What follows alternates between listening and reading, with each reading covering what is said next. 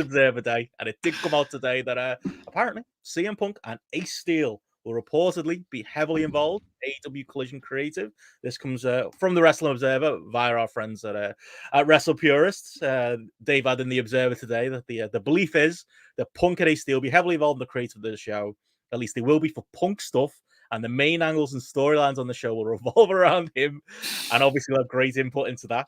Poochie is alive and well, JP. Good to hear that. And yeah, I suppose that's the secondary headline news that I think is somewhat tangentially connected as well. We found that the Meltzer and the Observer today. I don't know who his source might have been, but apparently AEW reportedly stepping up efforts to re-sign Kenny Omega and the Young Bucks. You had a long thing in there about how the Nick Jackson exploding super kick spot came together. Again, wonder who the source was there, JP. But apparently the Observer as well. AEW is getting more aggressive in trying to get the contracts of the Young Bucks and Kenny Omega. Everything's perfect and rosy now in AEW land. It's all coming. It is all coming, and I mean, apparently, out of all of this, what I can gauge from it is that Ace Steel's got a promotion out of all of this. He's no longer a producer, mate. He's on creative. He's helping book the bloody thing, which you would have to wonder, is that going to rankle with certain people, or do they just not care? Or if it's just if it's Problem Toy Island, maybe that's it. I mean, I have to say, on the CM Punk creative front, I don't think this is a bad thing. I think he's always shown good creative instincts for feuds. Even like, and you're thinking of him in WWE at points where there weren't even like, you know, the straight edge society, you know, the way he will just take storylines and go with them. Even the Nexus, he kind of manages to work these things in. So I'm actually got quite a lot of faith on that one. In terms of the re-signing of Kenny and the Bucks, I mean, it's a year out. I think he was saying, you know, it's September. Is that right? Is that when we're looking at it? It's September this year. Is that correct? Kenny's got extended, didn't it, because of the injury and stuff like that. It's all a bit murky, really. Yeah, and it is, and around AEW contracts, it is a bit murky for them to do it. I mean, they've got the money, and this is the other thing I was just thinking about when looking at this story in prep for this is going, well, actually, is WWE going to offer them more than what AEW will do? Are they going to offer them more in the way of kind of like creative? Because I think that's the thing with, and Dave goes into it with the Collision deal this week, and that they haven't signed this contract, and it is what appears to be part of like the extension, the option. Yeah, like what Arsenal have done with William Saliba. That's when you run out of data, mate. You know, you run out of data, and they charge you like $3 to get back on or something like. I don't know. That's how Tony's making it work. extra content, but kind of. He's been very secretive about what the deal actually involves. We'll find out at the end of the proper contract. That's when the real renewal will happen. Yeah, exactly for this. I mean, but in terms of them signing, I mean, I think like if they're just looking at the lay of the land and what will be the financial security of AEW and everything else, I mean, I think it is the kind of thing where that, you know, this Kenny Takeshita feud could end up being something that kind of, you know, if they're able to operate in their own kind of little worlds, they might just decide to see actually it's easy for what it is. They're going to get a lot more, I suppose, leeway in terms of the injury record and stuff like that. So it makes you just think in terms of the aggressive signing. And we've said before, it wouldn't be a bad thing for them to go see what the lay of the land is and everything else. And I still kind of maintain that. However, there's that part of me thinking they're stepping it up. They've got the cash to step it up with. They might just look to get them re-signed. Yeah, I think that's the way it's going. Like, I think, you know, giving Kenny the Takeshita feud kind of keeps him happy. I'm sure the Bucks will be kind of be good. That's literally what Tony Khan is doing right now. He's trying to placate all parties. He got Punk in the bag, as announced on Dynamite, is now official. You know, the advertisements are out there, and they fucking needed to do that based on some of the numbers we were seeing out for some of those Collision tapings. It still doesn't look like the Canadian dates are particularly moving that well. Obviously, Chicago is nearing a sellout now that Punk is official. But I was glad that bit of business was kind of taken care of. But obviously, the Ace Steel thing's been smoothed over as well. He's trying to have his cake and eat it too, isn't he, Tony? This is what's going to be so interesting this summer, that We're going to have distinct locker rooms as far as Wednesdays and Saturdays go. That's become clear. Even Jericho, who was rumored to be the first Punk opponent, very clearly now is being advertised on Wednesday shows going forward. So don't think that's happening anymore. I think Punk's getting what he wants. And yeah, Joe did an interview last week, didn't he, where he kind of alluded to want to fight Chicago's finest when Collision debuts. So I think Punk has very much gotten his team that he wants. I think the Elite are kind of going to get what they want on Wednesdays, and that's the play they're going for. I've got to be saying, I'm shocked Ace Steel's like part of this and part of creative. Like, let's not retcon history, by the way. I've seen a little bit of discussion today on Ace Steel about how, he's this legend who's a fantastic wrestler and deserves it. No, Ace Steel's entire career, since the day CM Punk and Colt Cabana stepped in his training school, like, he's gotten work out of charity. There is no legendary Ace Steel ROH run. It doesn't exist. He had a really good spot in the Cage of Death thing, the ROH versus CEW, and people remember that. He was the third man or second man in a lot of tags with Cabana and Punk.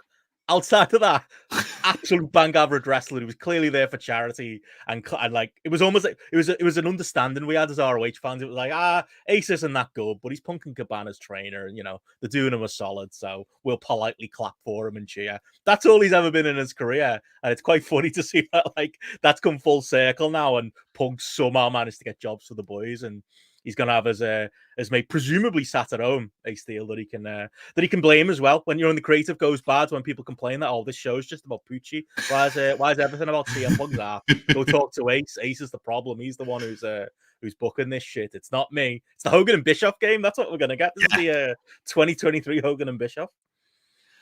However, even with all of this, I have to say, having two people come in and do the creative who've got a bit of needle behind them does make, I think, potentially something interesting from a creative perspective. Put it that way.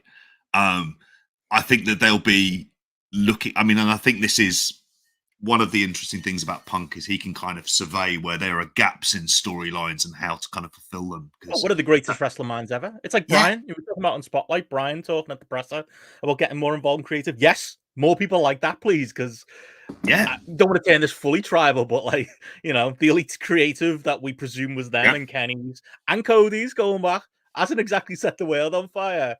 Let's see what Punk. I know it's the same mistake, isn't it? Just different wrestlers this time. But let's hope that Punk and Brian and the people like that who might be serving on creative on Collision, including Ace Steel, might have a more grown up, rounded idea of what TV looks like. Or is it just going to be the same? Is there going to be Brandon Cutler, Michael Nakazawa equivalents, or is Ace Steel just that? As Flat says in the chat.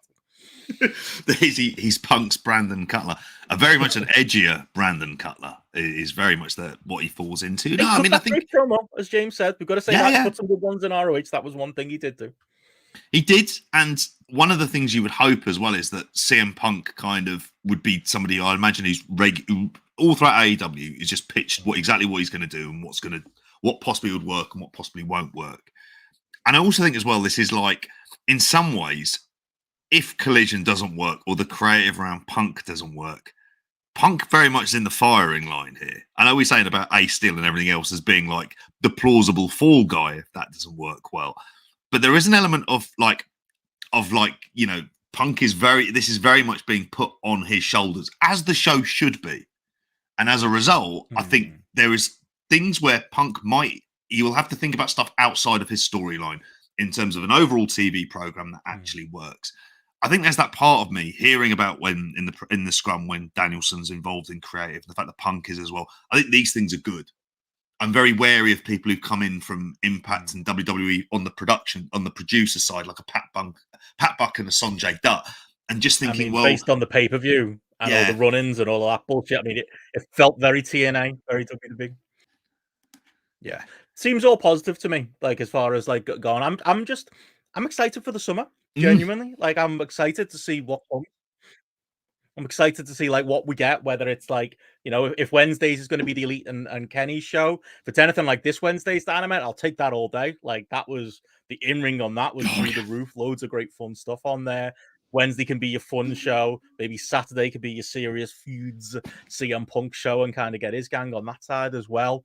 Like that balance is going to be very interesting. But like right now, I'm excited. I really am. I think, like I say, Dynamite put me in a good mood for the rest of the year. If Collision is what we hope it's going to be, then I'm excited for that as well. And yeah, I'm like I say, the only point I mentioned it before, JP, is the ticket sales point. Let's hope that Collision, I think the only thing about Collision that they're going to have to fight is that uphill battle on perception. Is Collision a big deal? Because you don't want it to immediately be Rampage. Like, Rampage this week looks great. We're going to preview it in a bit, but it's a rare one that looks great. Overall, Rampage, the die is set. Collision from the start, you've got to be clear this is an A show. I mentioned it on the daily update. I was watching Dynamite on the TBS feed, and there were loads of ads for Collision. None of them featured CM Punk, even though Tony had just made the announcement on Dynamite. And that, to me, it did look a bit B-show, because it was Miro, it was Andrade, it was people like that. It was Thunder Rosa.